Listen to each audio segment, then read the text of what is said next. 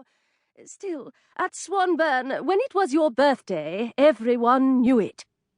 The day began with gifts and a song, and there were friends close at hand to share jokes and make a fuss. Even the sternest teachers and the brash older girls with whom you hardly dared to speak smiled at you in a special knowing way your whole birthday long. Nevertheless, it is my birthday, even if no one knows it but me, Penelope confided to her bedchamber mirror as she readied herself for the day ahead by brushing her hair into its customary neat bun. I am 16 years old, at last.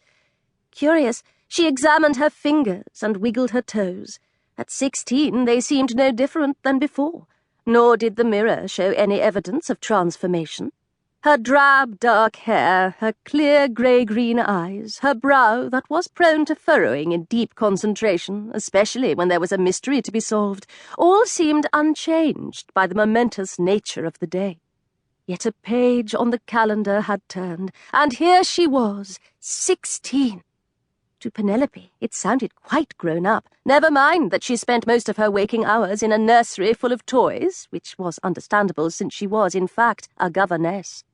Now, some of you may be tempted to feel sorry for Penelope, for what could be sadder than to have a birthday that no one knows about? Recall that she was not without companions at Ashton Place. She was on cordial terms with Mrs. Clark, the head housekeeper, and was equally fond of Margaret, the good-hearted and squeaky-voiced housemaid.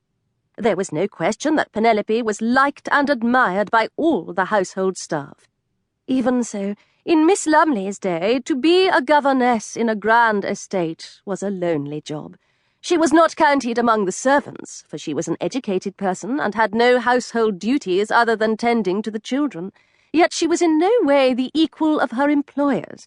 She was rudely ordered about by Lady Constance and could be dismissed from her position with a word. In short, in a world where a person's place in society was either high or low, Penelope was somewhere in between. It made it difficult to feel real friendship with anyone, at least in the free and easy way she had once had with the girls at Swanburne, where one poor bright female was no better or worse than any other. For this, and perhaps some other reasons, the people to whom she felt closest at Ashton Place were her pupils, Alexander, Beowulf, and Cassiopeia Incorrigible, the 3 wards of Lord Frederick Ashton. The children had been found barking and yapping in the forest during one of Lord Frederick's frequent hunting expeditions.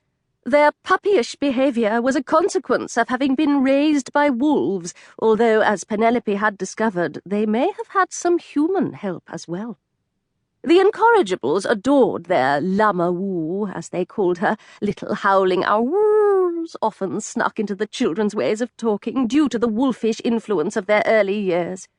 But they were still children, which was not quite the same as Penelope having friends her own age. In any case, she was much too kind-hearted to have told the Incorrigibles about her birthday for one simple reason. She did not know when the children's birthdays were, and neither, she assumed, did they, and she would never want to hurt their feelings by drawing attention to that fact. After all, an uncelebrated birthday is not nearly as bad as never having a birthday at all, she thought. Poor Incorrigibles. It would be terribly unkind of me to make a fuss about turning 16, given the circumstances. Still thinking, she closed the door of her bedchamber behind her and headed toward the nursery.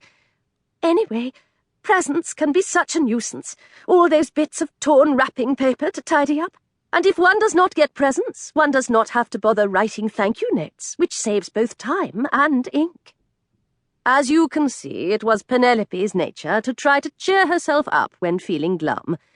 No birthday cards means no danger of paper cuts. No cake means I will have a good appetite for supper, and no birthday candles greatly reduces the risk of accidental fire.